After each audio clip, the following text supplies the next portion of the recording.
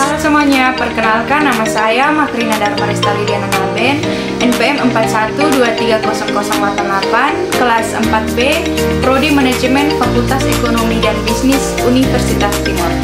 Di sini saya akan menjelaskan hasil praktek mata kuliah Perencanaan dan Manajemen Lahan Kering. Yang pertama adalah lahan kering.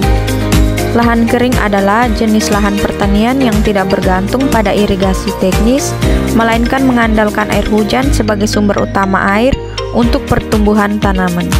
Yang berikut adalah ciri-ciri lahan kering. Yang pertama, curah hujan rendah dan tidak merata. Yang kedua, ketersediaan air terbatas. Yang ketiga, kesuburan tanah rendah, suhu lingkungan tinggi, dan vegetasi alami terbatas.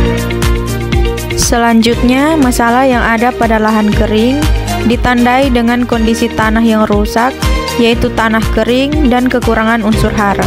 Lalu, solusi yang tepat untuk mengatasi masalah pada lahan kering yaitu dengan menambahkan pupuk organik, maka tanah akan subur, kadar air meningkat, unsur hara meningkat, dan juga organisme tanah lebih aktif.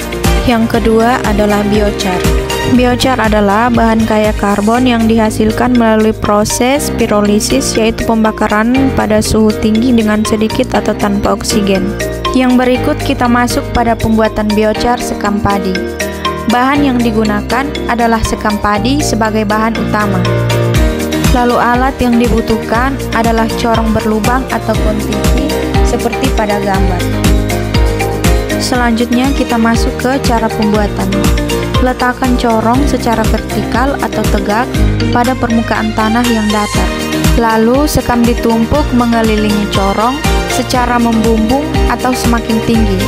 Setelah semua bahan ditumpuk mengelilingi corong, maka pembakaran sudah bisa dilakukan dengan terlebih dahulu memasukkan dedaunan kering yang mudah terbakar.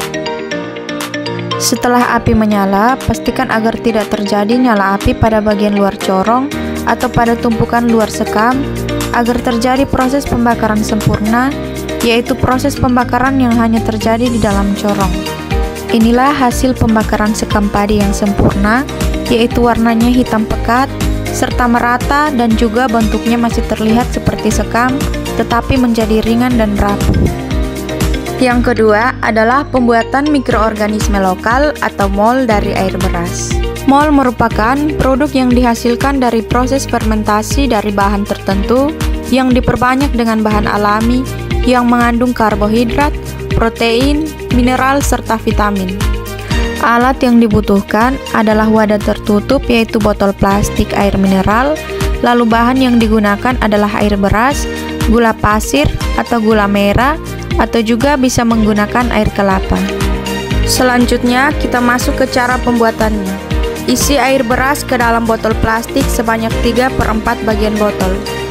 Tambahkan gula pasir atau gula merah setengah sendok makan, lalu aduk hingga gulanya habis terlarut. Setelah itu, campurkan air kelapa hingga botol penuh. Tutup rapat lalu simpan di tempat gelap atau yang tidak terkena cahaya matahari. Buka tutup botol setiap pagi selama 2-5 menit, lalu tutup rapat dan simpan di tempat semula. Lakukan berulang selama 3 hari. Setelah 3 hari, mol sudah bisa digunakan sebagai campuran pada pupuk kompos atau bisa juga langsung disemprotkan pada tanaman. Yang terakhir adalah pupuk kompos biochar. Pupuk kompos merupakan pupuk organik yang berasal dari pelapukan bahan-bahan organik seperti sisa tanaman, kotoran hewan, dedaunan, atau limbah organik lainnya melalui proses biologis dengan bantuan mikroorganisme.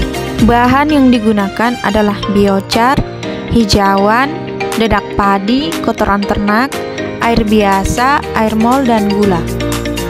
Lalu alat yang digunakan adalah sekop, ember, gembor, dan karung atau bisa juga menggunakan terpal.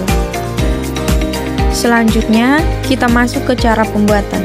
Campurkan merata semua bahan yaitu biochar, hijauan, dan kotoran ternak dengan perbandingan 1:1:3 sampai dengan 5.